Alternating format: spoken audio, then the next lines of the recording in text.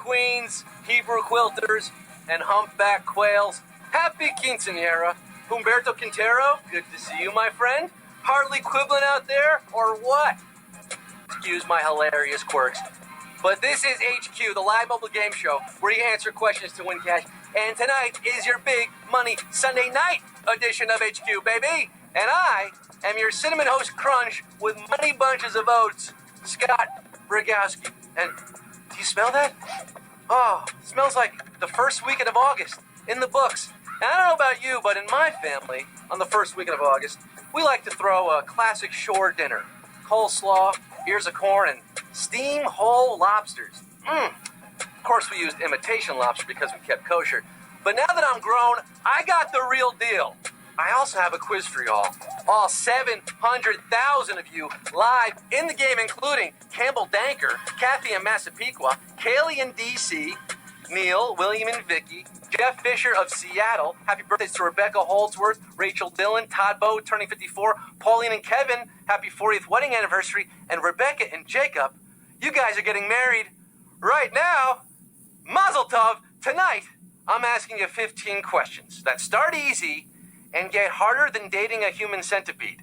If you answer them all, you'll win real cash money. $25,000 is the prize up for grabs tonight. Will be split amongst the winners. You know, sometimes HQs, I'm starting to think you only like me for my money. I'm also a pretty face. I've often considered the lobster. And this year I thought, you know, a lobster is a lot like HQ. Both are difficult to crack. Both have creamy claws. And both are best served with hot butter. All right, look, I just wanted to have production pay for a lobster dinner for me. I can't afford this. I'm not winning HQ. Maybe you're going to win tonight. Are we doing this quiz or can I eat the lobster first?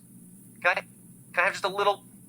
I got to hope. All right, we'll do the quiz quick. I'll eat the lobster. Let's get down to the nitty gritty. Let's get this show on the road.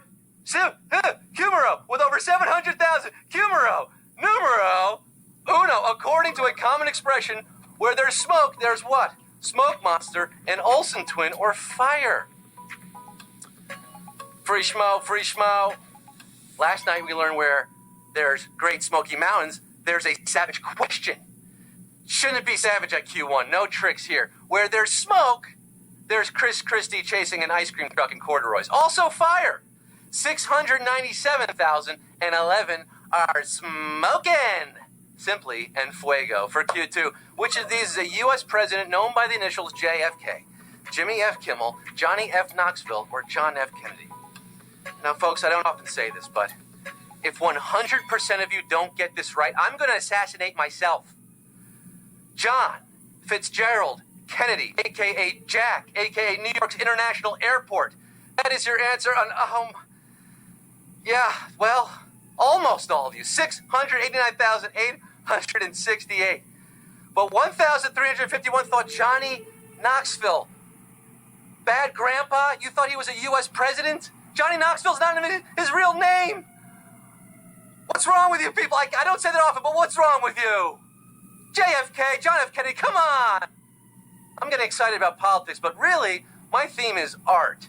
And that's the theme this Thursday on HQ, 9 p.m. That's my bag, baby. Is it yours? Study up on your art history books, your Da Vinci's and your Monets and your Manets so you can win the money. You got that? Q3. A cucumber preserved in vinegar or brine becomes which of these foods? Kimchi, sauerkraut, or pickle? It's also become a verb for the process of preserving foods in vinegar or brine. It's also the main family on Rugrats. Pickle. I turned myself into a pickle. I'm Pickle Scott. Pickle's your answer. 663,383 are as cool as an H cucumber. The rest of you in a bit of a pickle tonight because you're out of the quiz. Go home. Q4. In what game would you find the cards skip, reverse, and wild draw for? Uno, the game of life, or Go Fish? Oh, I want to skip through these questions so I could get to my delicious dinner. You might skip in hopscotch and you can run a reverse in football, but there are no cards in those games. So even though this isn't numero uno, the answer is uno. Did you know? Uno, 634,841 of you did. And if you don't uno, now uno. We're drawing Q5, referring to a kind of fertilization technique. The term in vitro literally translates to in what? Science, glass, or life. In Utero was the final Nirvana album. I'm not asking about that. Millions of mothers have been helped by IVF, in vitro fertilization, to give birth to what used to be called test tube babies, because in vitro means in glass. Yes. Hey, wait, I got a new complaint. And so do 400,000 of you who got out at Q5 here, 207,026. You're seeing the glass half full tonight as we approach the halfway point of the game, Q6. Which of these animals is technically a rodent? Raccoon, porcupine, or hedgehog? Raccoon, porcupine, or hedgehog? Now, don't be fooled if someone says a porcupine can shoot its quills. They can't. But do be fooled if someone says porcupines aren't rodents, because they are. They're the second largest rodents in North America, second only to the beaver, and second to a savage question right here. Mucho salvaje, muy salvaje pregunta salvaje, sí, aquí 62,493 are gonna row your dents gently down to Q7. You survived a savage question. Q7, which of these cities begins a new day first? Melbourne, Australia, Tokyo, Japan, or Jakarta, Indonesia? Started with over 700,000, and just like that, folks, we're down to 62K at Q7. Closer to the halfway point. This is basically the halfway point out of 15 questions. It's a new dawn. It's a new day. It's a new life. We're having fun with time zones, folks. Yes, the Universal Time Coordinated plus 10 is where you're going to find Melbourne. Melbourne, Australia, putting it 1 hour ahead of Tokyo and giving our Aussie HQs a first glimpse of Mr. Sun. 48,413 are feeling good because they got that right and they're getting Q8. Feeling great at Q8, which of these is illegal to do in the United Kingdom without a license? Swim in a pool, operate a gas stove, or watch live television. Illegal to do across the pond in the UK. How about that? Now, this may be hard to imagine in the land of the free, but buying this household luxury doesn't confer full rights of ownership. You have to pay around $200 for an annual license to watch live television in the UK or risk severe penalties when the teledetector van comes around. Sounds like Black Mirror, 16,080. You got this one right. You're kicking television, and you're going to Q9. Which of these 90s films did not have a Smash Mouth song on their soundtrack? Mystery Men, Clueless, or Can't Hardly Wait? They were walking on the sun in the 90s, but perhaps they flew too close. Smash Mouth smashed the top 40 with their cover of Can't Get Enough of You, Baby, and Can't Hardly Wait. But mouths remained intact and unsmashed in any way. In the Amy Heckerling classic, Clueless, no Smash Mouth. In Clueless, 9,808 of you, 808 and Heartbreak, you are not heartbroken. You got this one right. And you are moving on to Q10. By the way, tomorrow night, we're going to have a special guest on the show who relates to the movie Clueless. Am I allowed to say it? Should I say it? I'm going to say that. Tune in tomorrow night. Q10. What is the first message sent by telegraph? The letter S. What hath God wrought? Or Mr. Watson, come here. Hey now. You're an all-star, all 9,808 of you left for this question. Mr. Watson, come here. I want to see you. Well, that was the first telephone message sent by Alexander Graham Bell 32 years after what I'm asking about. The letter S was the first transatlantic radio message sent 57 years later still. But in 1844, Samuel Morse in D.C. asked Alfred Vail in Baltimore, what hath God wrought?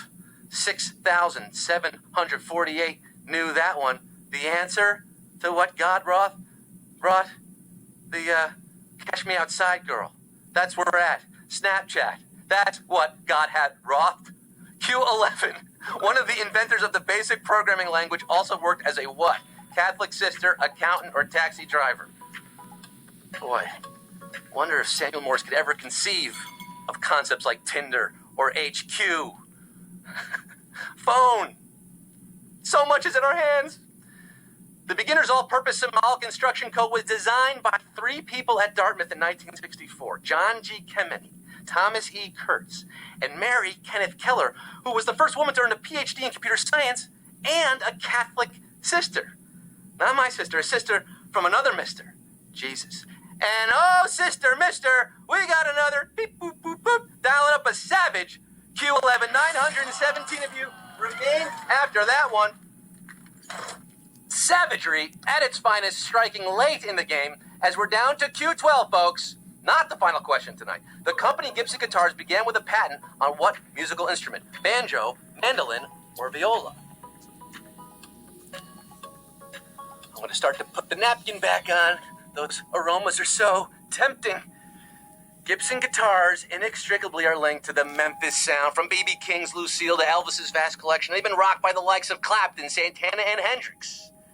But the company was founded in 1902 in Kalamazoo, Michigan, as the Gibson Mandolin and Guitar Manufacturing Company. Mandolin is your answer. Mandolin Manuel Miranda, 1709, are part of the Jazz Mandolin Project tonight, and we're continuing to Q13. Which of these rivers does not run through a nation's largest city? Nile, Yangtze, or the Amazon?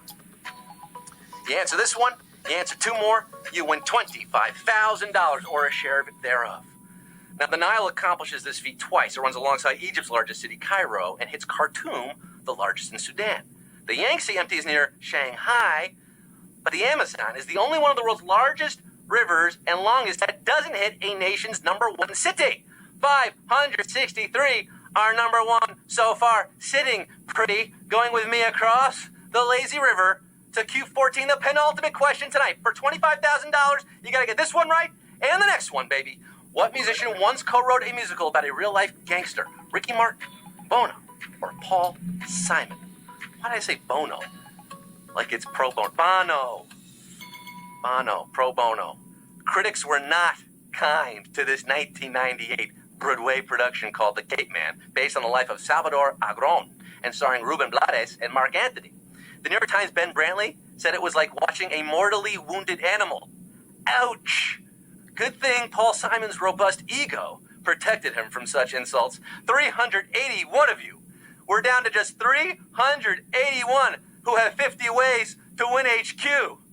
I can call you Al, but can I call you winner? You gotta answer one more question. Q15. This is it, folks. It all boils down to this. For the 381 players, plus me and Julio down by the schoolyard, in it to win it at Q15 tonight on HQ for $25,000.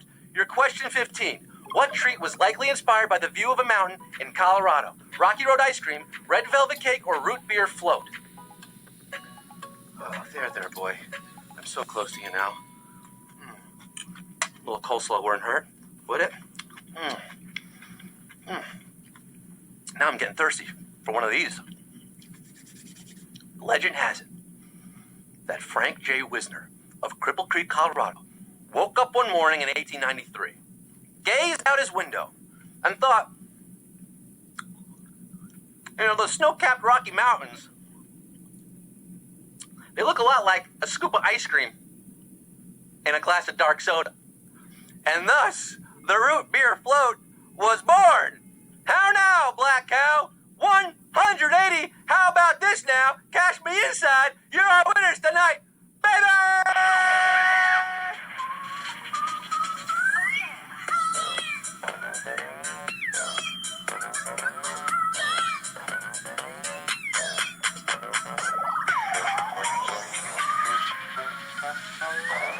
Root, beer, float, for the win.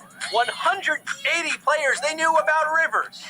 And now they floated down one, a winning river, down into Victory Basin in Dollar Delta. Yeah, you just split $25,000, 180 ways. It's going to Klauswood, Daniel the Bake, Shazam, 6288, DC Metro, a cute little dog. Daniel, what did you win? $138 and 89 centavos. That's mucho moolah. That's a lot of loot, people. Think about all the lobster dinners you can afford with that kind of money. I mean, at least like 2. Listen, tomorrow, come back at 3 p.m. and 9 p.m. Eastern. We are live every night of the week at 9 p.m. Like I teased, there will be a special celebrity guest who was a prominent part of the movie Clueless. Yes, you're not going to want to miss that one tomorrow at 9.